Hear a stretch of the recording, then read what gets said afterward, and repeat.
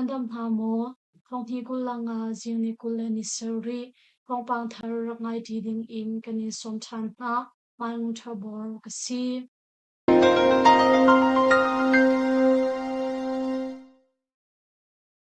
Kambalu peng action ta khwa account to SSBC anka nga minung hai thum anchi sagai ram chen kambalu peng action ta khwa account to walam ni SSBC raw ka pol bangpo no in inka nga cha a minung hai thum anchi tia po chun sham kai pu thang nak shem pi ni achim Alwan chia September kula thuma khan kambalu peng Kabo kwa in arak chuak ni SSPC ralga thazang zakhaklem ni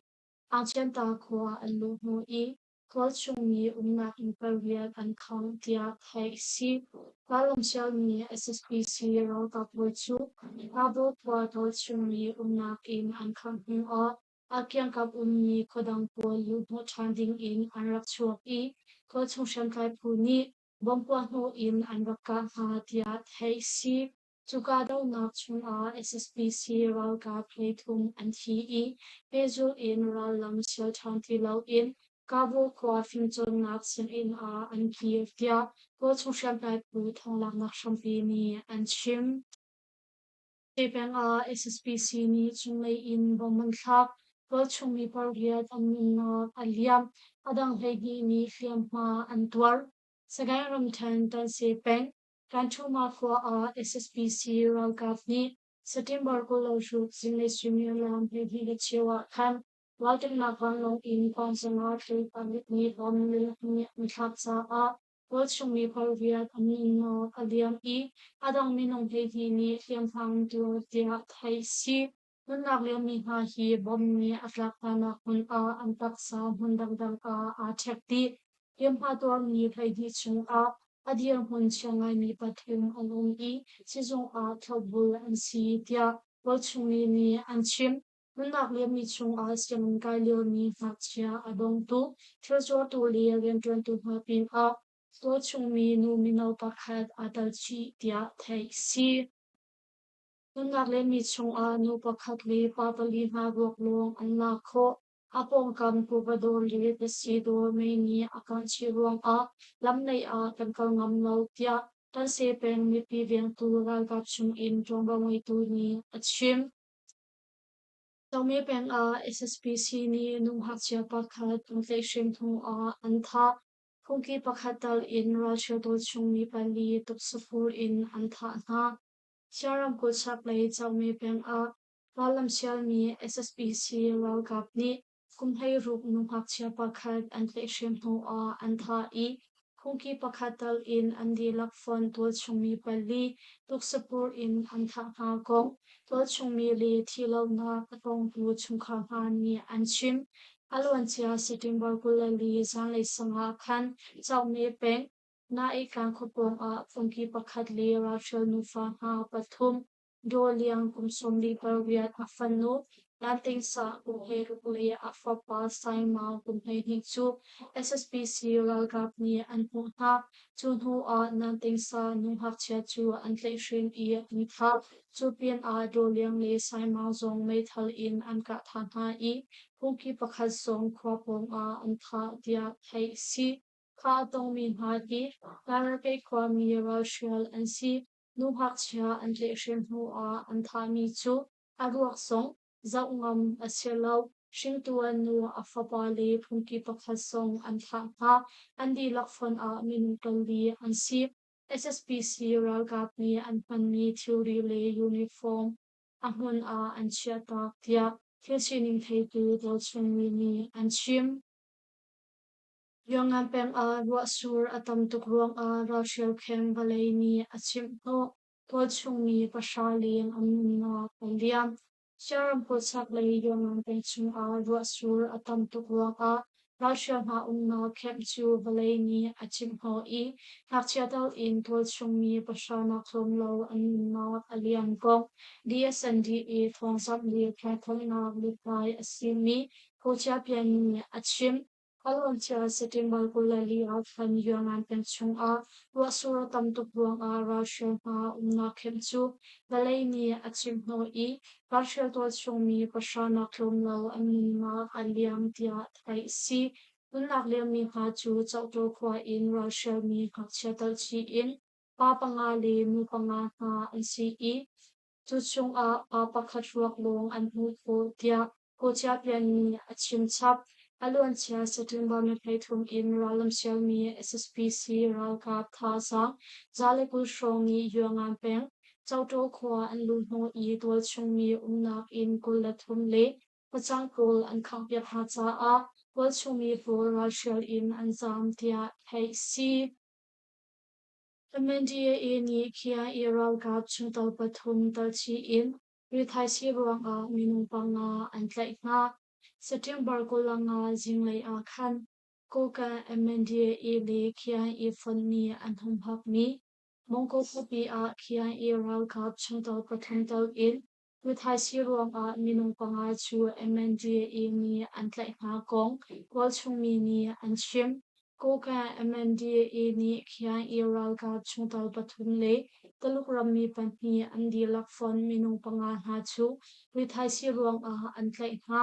arak tlai ha leo a ko ka MNDA iral ka plak a alhan a SSPC ral ka chungtal laksim pakha atal na in atua chung ko ka uniform a shuk tia mongko tol chung mi nu pakhat ni achim alwan chia kum thong ni kulali liawa khan tonan ko chak lai kiai o chawza ni rithai si phi kham nak signboard an rakar I chukong he pe lai in kiai le MNDA karlak a boinak som arak chuak tia thai si MNDA ni kiai ral gap chungtal pathum rithai si ruang a an tlai hana kong he pe lai in thil dik sila thai coding a KIO chawza thongzam li thongthan nak tombo ngai tu punal no bu chu KSSM ni petlai na kantua choma liao CE ko ka MNDA leizong ni zainhan an lakgar mi puding aum lo tia an chim Toplupiang Russia bi pathum SSPC ni an tlai na SSPC Ralgabli American Army AA Karagadaw na Kachuanak Mon Pakhang Ramkul Toplupiang Chung A Tol Chung ni Rosyo Bathum Chu SSPC September Bulanga Chung A ang tlai ang tia hay si kaya tong ni nga hi Toplupiang Kotu Kwa in Chawa kwa a Rachel in adol mi an CE chankar lak chung kwa lei an kyo leo a SSPC ral gap ni an tlai nga tia chawa tol chung mi nu pakhat ni achim kan ma kwa a Rachel in adol mi an si an kwa a bombok balak bing in an kar I ralam sial ni SSPC ral gap hi ani tong an tlai mi ha chu kum upa si chang mi pa pakhat le nu pahnih ha an si tia achim chap Toplupiang chung a kapi karlok kadaw na kafak SSPC ral kapli ni humhak ni param chung ha a pezul in kadaw na kanto choma tia kadaw na kunhi ne niyam in aum ni pakhat ni achim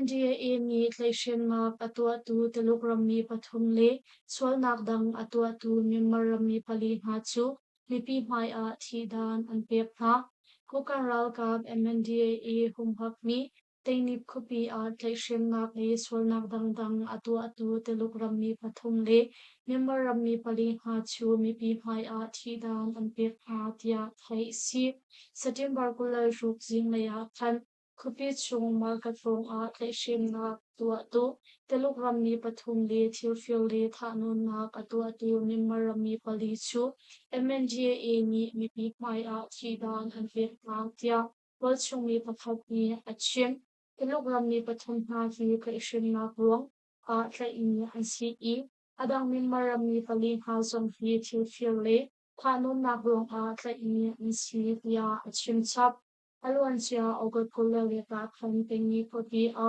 taluk siang in chachim tu siama pakhat chu tlaishen hu a tha alak tong ikong he pe tlai in thidan an tian mi ha chungzong a siama a tlaishen tu le athat tu ane kwalitia ang lak der minung sa tampi mai a atu bunthut in thi dan an pek na hi asi I atu thok in phunga bor mi pok chu papi in dan tok na pe kan sit sang lai pia MNDA ichim in tongong ngai tu ni achim September thachunglong a SSPC kut in tol chung mi som kwa anun na aliam Sham in no ngay nakla tu SSPC rang ka thanon na ruang a thongpi ko lang a September thachung a so nak ngay lau tol chung mi som kwa anun na aliam tia ramkhel ruang thongkla mi ha bom san tu phu AAPP ni anthan September ne khat in tulanga tiang mi marang kipa SSPC ralka prong a tol chung mi nutula biakhe pasom rukni angdi lakfam a min som tua kharfun na faliam ni chu anmin he konflikal po tia amlang tel minnak liam ni an pambin mak ni chu sagayam chan a asi I minung kula kuwa anun na faliam apati nak chu rakhainam fu a asi I minung kula fat anun na aliam minnak liam ni chung a kumhel viet pang hak chia kula viet ani tol chi tia thai si Longay nak ang lak thonghi kula khat February ni khat in thonghi kula nga September kula nga tiang SSPC raw ka play an kutang siyam ka tinha ruang a doksan nak a acho chang min ha tol in kol chung ni thai sauri san hi som ni riat an ni ang aliam chang tia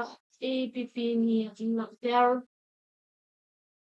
October ni khat in Michaeli tiang visa haulo in member ramni Malaysia a tlon kuma asi ASEAN sungkaw Malaysia ramni member ramni nga chu visa haulo in Malaysia ram a ni Michaeli sungkon kuna nol ang pampiak ha ko Yango Shambul Malaysia Embassy zungni fungning te in thongan than Aralai mi October ni khatin ni Michaeli tiang passport atlay mi member ramni nga chu Malaysia ram a thon kuna nol ang pampiak ha I ni Michaeli chung Malaysia ram a zalong te in an khawlai tia thai si visa free program ni hin Malaysia ram chung du kuna nol aon lama in Malaysia immigration zu upoi hani tatlak na tuntuan ni chung a akhat ni asi tia pamithai tunkal na valang sichat hotel booking Shomani le Malaysia ang pannak aluang tiban tutsu chafi in chekpat na tuan selai member ramni pau visa a haulo ang tinga in no ngay tu ni Fulfati in chekpat na ang tuading chu a fiangkaw kalatim ni help ni accounting akaw tia Yangon Shambun Malaysia Thailand le Singapore Palsong Aboy Pitu tour company pakhat ni achim